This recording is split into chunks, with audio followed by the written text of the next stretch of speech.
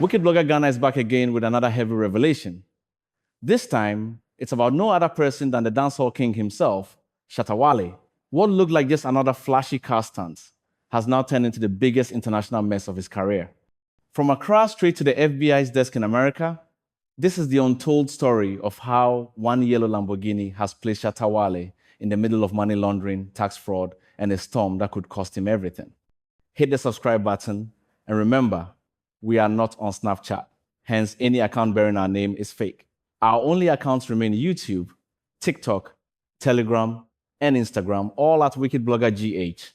Shatta Wale, known in private life as Charles Nee Alma Mensah Jr., has never been far from controversy. Over the years, the self-proclaimed Dancehall King has built a reputation for being outspoken, daring, and often confrontational.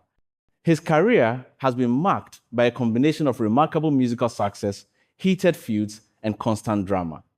But this time, the storm that has gathered around him is unlike any other. The problem he faces is not about music beefs, lyrical clashes, or social media rants.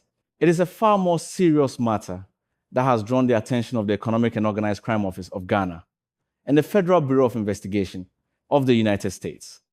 At the center of it all is the flashy yellow Lamborghini Urus that Shatta Wale paraded as one of his prized possessions. The story of this Lamborghini has now become a trap that threatens not only his freedom, but also his entire legacy. What seemed like another trophy in his garage has turned into evidence of possible money laundering, tax fraud, and possession of proceeds from crime. This is the inside story of how Shatta Wale worked himself into an international financial scandal that could define the rest of his life. The yellow Lamborghini and its dark past. For years, Shatta Wale has flaunted luxury cars as a way of proving his status. From Range Rovers to Mercedes-Benz models, his car collection has always been a conversation starter among fans and critics alike. But none of those rides attracted as much attention as the bright yellow Lamborghini Urus he showcased in Accra. What his fans did not know, however, was that this car was not as clean as it looked. The Lamborghini was tied to a man named Nana Kwame Amoah, a Ghanaian who had been jailed in the United States for a massive fraud operation. The FBI considered the Lamborghini a critical asset in recovering funds for Amoah's victims. The car had already been flagged as part of the fraudulent empire that Amoah built. According to investigators, the Lamborghini was purchased with money siphoned from unsuspecting victims through elaborate scams. It was supposed to be seized and liquidated to pay restitution. So when the FBI traced the car to Ghana and discovered it was parked in Shatta Wale's possession, alarms went off immediately. To the US authorities, this was no coincidence. It was evidence that the Dancehall King was not just driving a car, he was driving property that belonged in the books of international fraud recovery. How the car entered Ghana. The chain of custody of the Lamborghini before it reached Shatta Wale is murky but critical. Investigations revealed that the car was first illegally acquired by Kwabena Aduboahene, the former Director General of the National Signals Bureau, NSB. Aduboahene had long been on EOCO's radar, suspected of moving shady assets under the cover of his position. For EOCO, pinning Aduboahene has always been a priority. The Lamborghini gave them a direct lead. If Shatta Wale could be pressured, he could become the weak link that ties Aduboahene to a wider network of asset concealment. In other words, Shatta Wale was not just in trouble because of the Lamborghini. He was now a pawn in a much bigger game, one that involved powerful figures, stolen wealth, and international cooperation between EOCO and the FBI. The day EOCO came knocking, on Wednesday, August 20, 2025, news broke that Shatta Wale had been detained by EOCO. According to an official statement from his management, he had voluntarily reported to the EOCO headquarters in Accra, accompanied by his lawyer, Cephas BUO. The statement tried to calm nerves. It asked the SM family, Shatta's fan base, to remain calm, avoid speculation, and trust that the legal team was working hard to resolve the issue. But beneath the press release, the reality was far more serious. EOCO had already seized the Lamborghini weeks earlier in collaboration with the FBI. His voluntary appearance was in truth a calculated move. He had no choice but to face investigators who already had strong evidence against him. For EOCO, the meeting was not about asking Shatta Wale whether he owned the car. It was about demanding proof, receipts, tax records, and ownership documents that could justify how he came into possession of such an expensive vehicle. The charges Shatta Wale faces. By the time he sat in EOCO's offices, Shatta Wale already knew what was coming. The charges he is likely to face are heavy. 1. Money laundering. At its core, money laundering is the process of making illegally obtained money appear legitimate.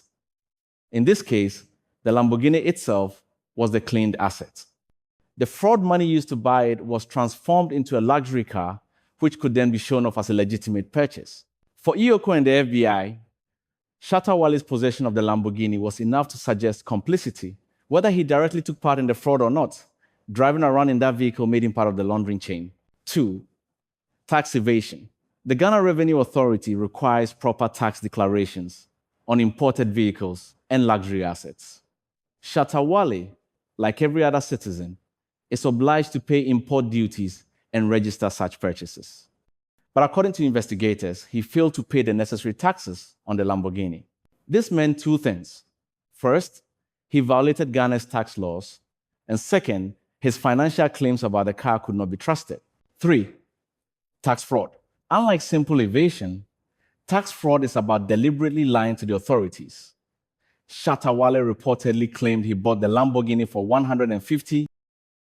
Anyone familiar with the actual cost of a Lamborghini Urus knows that figure is a gross understatement.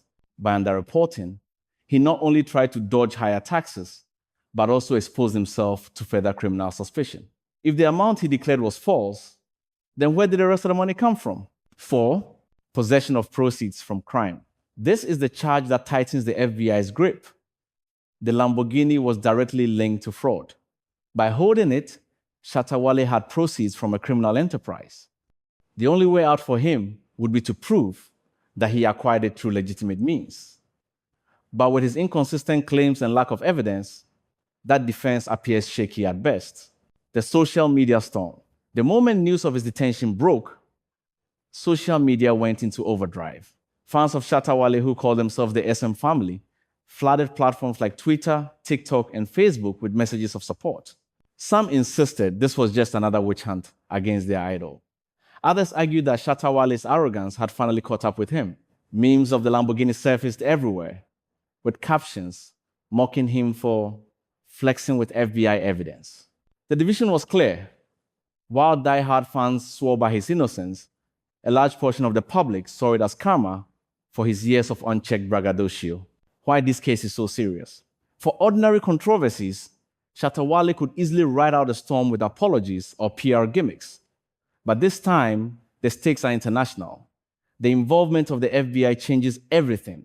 Ghana's EOCO does not operate in isolation when foreign victims are involved. Under Act 804 and the Mutual Legal Assistance Act 2010, Act 807, EOCO is mandated to collaborate with international bodies. That means Shatta Wale's case is not just about Ghanaian law, it's tied to US federal investigations. If found guilty, he could not only face jail time in Ghana, but also risk extradition or further sanctions tied to international fraud networks. What Shatta Wale can do now? According to insiders, his only real option is cooperation. EOCO is especially interested in linking the Lamborghini back to Kwabena Adubuahene and possibly recovering more assets tied to Nana Kwame Amoah's fraud. If Shatta Wale decides to protect Adubuahene, he risks facing the full weight of the law. But if he chooses to cooperate, revealing everything he knows and handing over documents, he might negotiate a lighter sentence or even escape jail altogether. As one investigator put it bluntly, he has to throw Adubuahene under the bus. What happens next? The road ahead for Shatta Wale looks rough. It would take people in power to be able to help him escape. However, he has already stepped on their toes with his stupidity. The fact is, he will lose thousands and hundreds of dollars to the payment of tax, legal payments, and bribes to top officials who might want to chip in a few words for him. Even if he manages to avoid jail, his reputation has already taken a huge hit. Every future asset he flaunts will be scrutinized. Every car he drives questioned. His fan base may stand with him, but brands, investors, and international collaborators will be cautious. For a man who built his image on wealth and flamboyance, losing credibility in the luxury lifestyle game might be an even bigger punishment than legal fines. The case will drag on in court, with EOCO and FBI presenting evidence. And as it does, the world will be watching how the Dancehall King navigates what could be the most devastating chapter of his life. This is Wicked Blogger Ghana, and you know we don't sugarcoat anything. Shatta Wale's story is still unfolding, and the truth will shock even his most loyal fans. Will he walk free, or will the Lamborghini bury him deeper than he ever imagined? Time will tell, but we'll be here to break it down piece by piece. Stay tuned, stay sharp, and always remember, on Wicked Blogger Ghana, we reveal it all, raw and unfiltered.